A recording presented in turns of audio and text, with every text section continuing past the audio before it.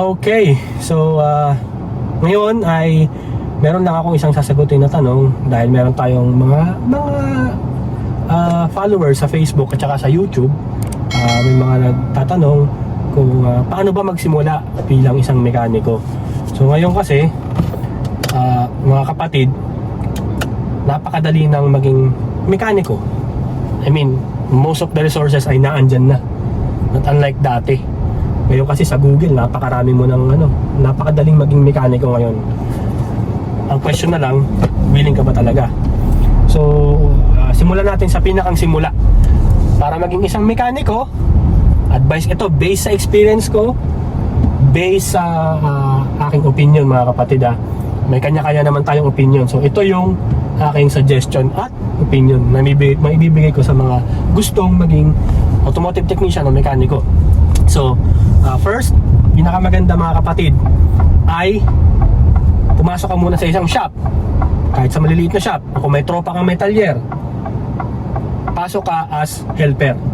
What I mean helper is taga-abot ka ng pyesa, tagalinis ka ng pyesa, tagalinis ng shop, as in helper mga kapatid. Yun yung pinaka unang-una, doon ka magsimula. Kasi, bakit? Kasi kapag helper ka, maalalaman mo yung trabaho sa pinakang baba. Tagalinis ka ng pyesa, pag pinalinis sa'yo yung starter motor, siyempre wala ka pang idea kung ano yung pyesang yun. Linisin mo yung starter motor, linisin mo yung loob nyon, linisin mo yung flywheel, linisin mo yung engine block. So nagkakaroon ka ng idea sa loob ng 6 months, at puro ganun yung ginagawa mo, isang taong ka naging helper, for sure, napapamiliarize mo yung mga pyesa, yung sistema sa isang shop. So mas maganda, una, simula ka as helper. Okay? Next is maging estudyante ka. Bakit? At least makakuha ka ng vocational course sa TESDA, 6 months. Okay yan. Marami akong kilalang mekaniko na graduate sa TESDA, mahuhusay, magagaling.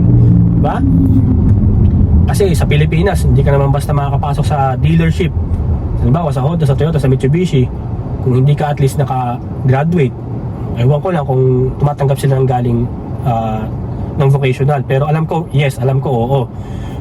Kung medyo gusto mo pa na konting theory pa, graduate ka ng TESDA, aral ka pa ng vocational, 2 years. Kung may 2 years pa, alam ko 3 years. Pero sa dati kong school, alam ko 4 years na sila ngayon as a degree holder, automotive major, industrial technology major in automotive. So yun yung course ko Bali, graduate ako ng 2 years, then nagtuloy ako as 4-year course, so degree. So 2 diploma ko. Ngayon, kasi kaya sinasabi kong kailangan mo mag-aral, kasi mas maganda mga kapatid na halimbawa, nahasa ka na sa skills mo as actual. Yung pag-actual lagi mo ginagawa sa talyer, nakakapag-overhaul ka na, nakakapag-troubleshoot ka na, pero wala kang theory, wala kang knowledge sa kung paano gumagalaw ang kuryente, kung paano ang principle ng isang makina.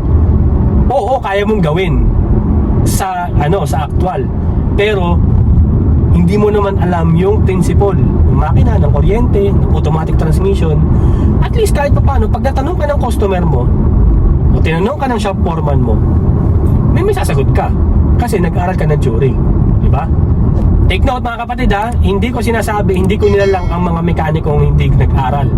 Marami din tayo kilala na mekaniko na hindi nakagraduate pero mahuhusay mga kapatid. And I'm not saying that I'm good, but I know how to do the job.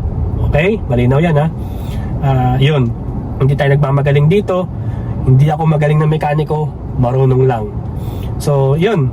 Pangatlo, kung gusto mo na makapagtrabaho sa abroad o kaya sa Canada, hindi ko alam sa Australia kung kailangan nila 5 years. Pero dito sa Canada kasi, ang hinahanap nila at least 5 straight years kang nagtrabaho sa dealership.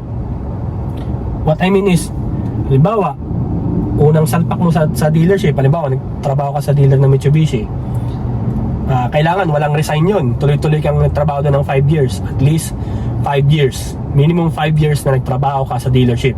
Isa sa requirements yun dito sa Ontario, dito sa in-applyan kong agency. Yun ang hinahanap nila, at least 5 years kang dire-diretso sa isang kumpanya as technician.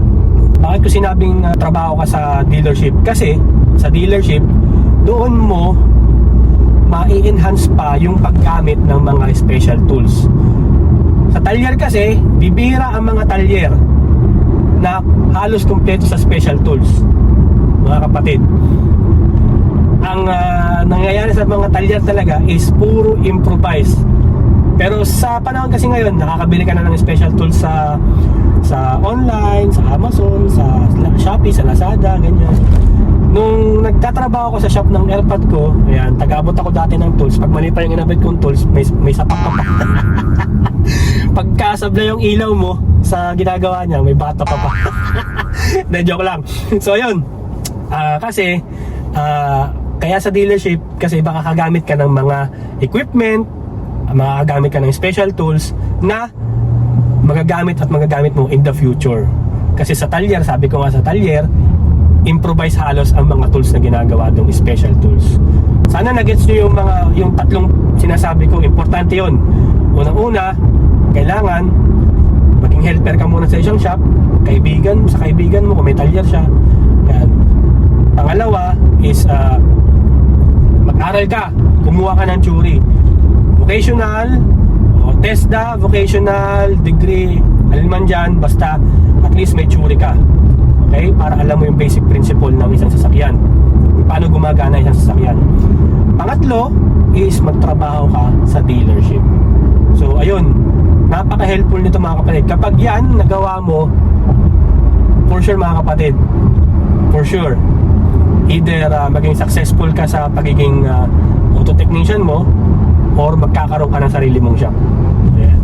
At meron pa isa, pang-apat, pinaka-importante sa lahat, maging tapat ka sa iyong ginagawa. Okay? Maging tapat ka sa iyong ginagawa.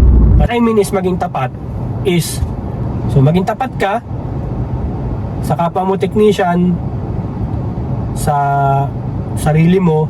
Huwag kang mandadaya sa trabaho mo kasi ikaw din ang puputokan yan kapag nagka-problema yung sasakyang ginagawa mo, sino-shortcut mo, dinadaya mo yung trabaho. Kapag nagka-problema yung sasakyan, ikaw din ang puputokan. So maging tapat ka sa trabaho na ginagawa mo. Ayan. And kung sabi ko maging tapat, wag kang mahihiyang magtanong sa foreman mo, sa mas nakakaangat sa iyong mekaniko o mas eksperyensadong mekaniko sa iyo. Wag kang mahihiyang magtanong. Kung hindi mo pa alam gawin ang isang bagay, lalo na pagsiservice ng isang sasakyan, magtanong ka muna. Kasi kapag nasira mo na yan, wala na, sira na yan. Hindi na magbabayad ang kumpanya o ikaw ang magbabayad. Ano lang yan. So, wag mahihiyang magtanong dahil lahat ng mekaniko nagdaan sa pinakasimula ang pagtatanong. Alright? Sana po nakatulong mga kapatid. Abangan po ninyo ang mga susunod ko pang video. And then, sana nakatulong lalo na sa mga bagong mekaniko. Then, thank you.